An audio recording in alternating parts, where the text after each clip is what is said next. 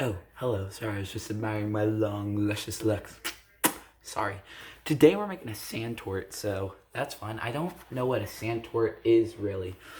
It calls for rum, so we're guessing it's basically a rum cake. But yeah, we're gonna bake it, and then hopefully it's gonna taste good, and then we're gonna eat it. So that's exciting. That's the best part. So as you can see here, we have a springform pan. Got this baby. I think it was like $1.50 at thrift store. Don't mind that. We might cover this with parchment. I don't know. Maybe not. Maybe it just adds more minerals to it, I guess. But yeah, we're going to be using a 9-inch springform pan for this. So if you don't have that, get one. And then, yeah, let's get started. The way we start is by going to our oven and preheating it to 350. So bake. And there we go. That's preheating. Now, we preheated the oven, so good job if you did that. Okay, in the bowl of a stand mixer fitted with a paddle attachment, or in a large bowl with an electric hand mixer, either or will work. You will use those tools to cream the butter and the sugar until they are light and fluffy. So let's do that.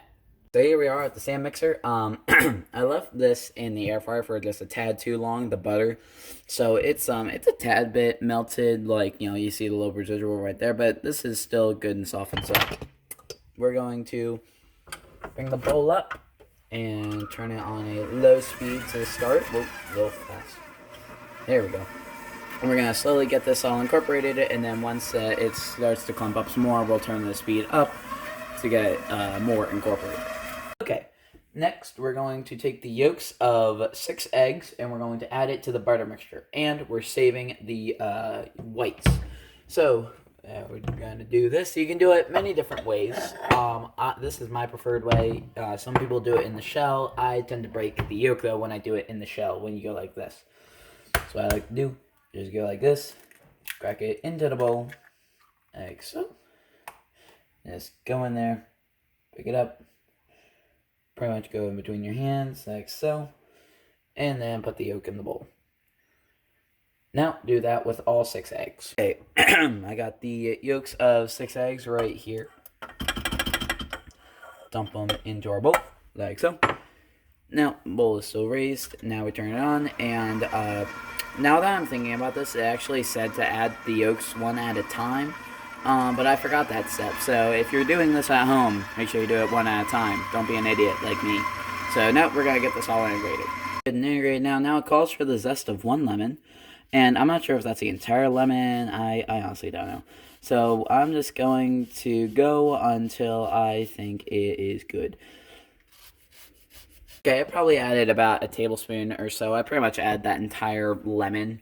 And then I just put a couple of squeezes of lemon juice in there. It didn't call for that. I just did it because it's lemon. It's delicious and everything. So we're going to mix this together. Be sure not to overmix. Then we'll just go in there with our spatula. I know this isn't a spatula, so it's like the only thing in that drawer. And scrape down the sides. And then we'll remix that, and then on to the next step. Okay, so we got that repeated. Now we're going to add cornstarch 2 tablespoons at a time until the mixture is thick and smooth. Oh god, too high. Okay, we're good. Hey, guys, real quick, I added the cornstarch in. It was 4 tablespoons of cornstarch, so 1 cup. But I forgot to add this in with the lemon zest. This is our moonshine. I know I said it called for rum, but we live in the mountains and we don't have rum. So we got moonshine. So we added some chocolate moonshine into there. We're going to get that all mixed up. And then we're going to add in our 1 cup of flour. And I'll look at the book and see what the rest of it is. But it's 1 cup of flour to start. Okay, now we're going to gradually add our 1 cup of flour, like so. Also, that was 3 tablespoons of moonshine or rum that I added in that last scene.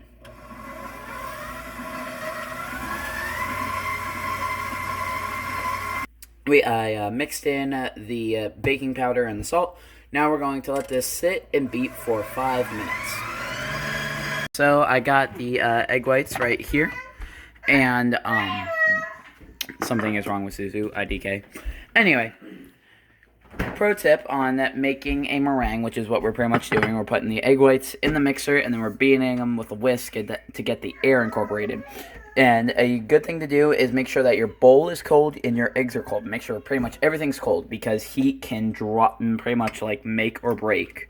Or, yeah, if you have heat, it can pretty much break your, your fluffiness that you're going for.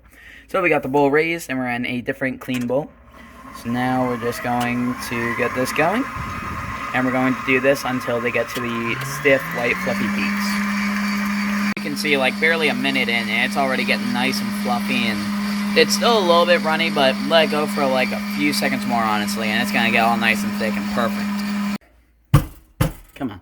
I just have trouble getting the bowl off.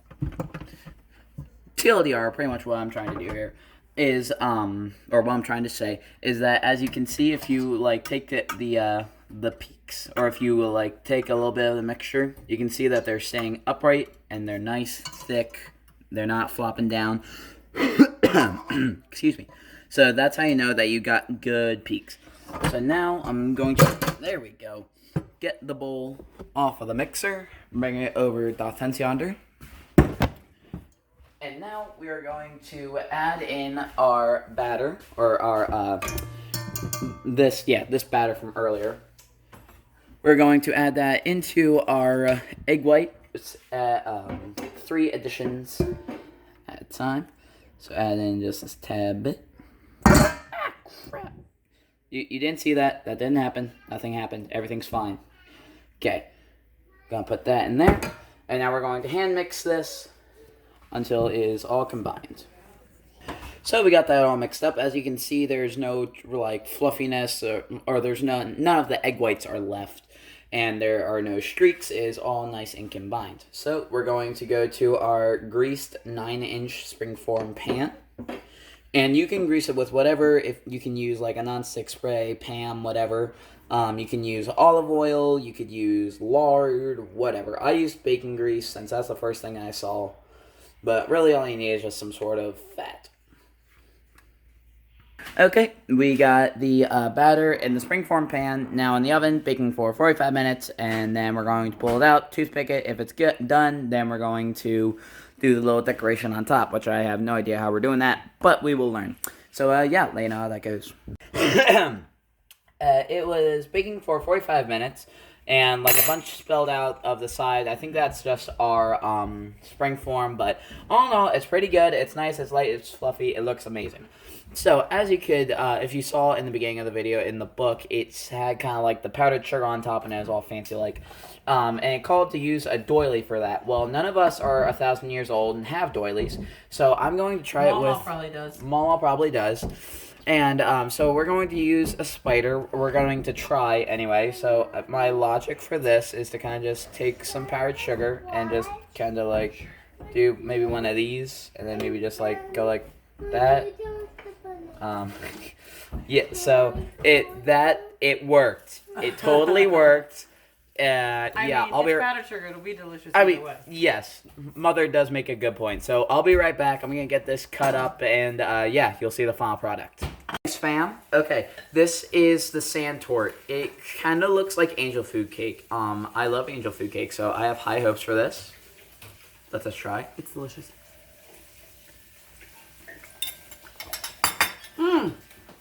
So that is absolutely bossing. I love that. That's delicious. Okay, I seriously thought the outside was gonna be like too crispy.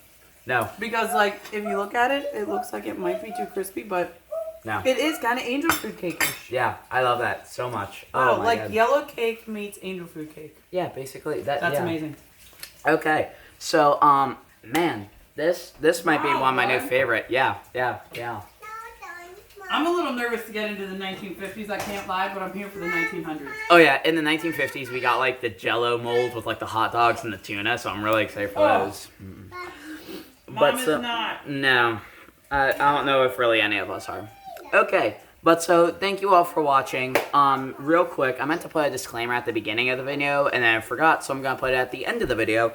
This is I believe the 7th episode in my trilogy, but this is... Trilogy is 3. What? It It can't be a trilogy if it's more than 3. Oh, this is the 7th video, is what I'm trying to get across, and but this is, I think, like the 4th recipe in the 1900s. Reason that it's all whack is we didn't have a bunt pan, which will be next episode, and we didn't have the springform pan, which is this episode.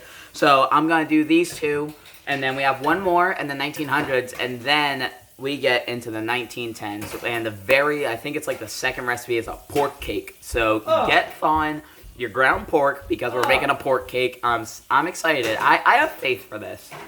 But so, yeah, this was a sand tort. I loved it. And thank y'all for watching. Like, subscribe, follow me on Instagram and Facebook at Bud Laurie. And yeah, y'all have a good day.